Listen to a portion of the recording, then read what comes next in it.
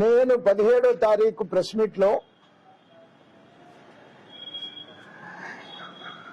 రెంటపాళ్ళ శివనాగమల్లేశ్వరరావు ఎందుకు చనిపోయాడు అనేటువంటిది చాలా క్లియర్ గా కేటగారికల్ గా మీ అందరికీ చెప్పాను.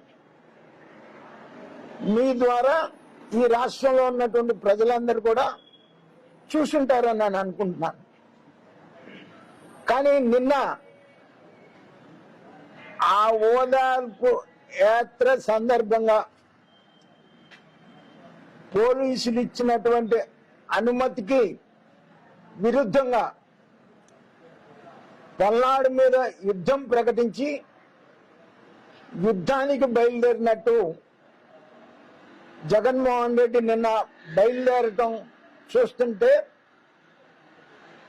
అది నువ్వు ఓదార్పుకి వెళ్ళినట్లుందా, లేకపోతే నువ్వు పల్నాడు మీద యుద్ధం ప్రకటించడానికి వెళ్ళినట్లుందా అని చెప్పేసి నేను అడుగుతా ఉన్నా.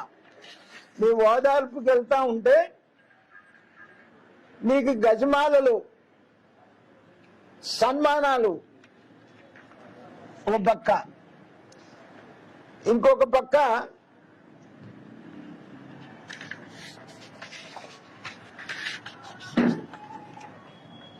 కొడతాం.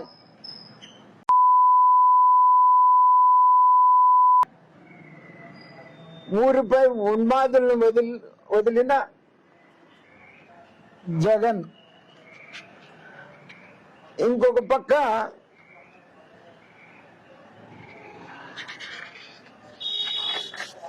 Play cards.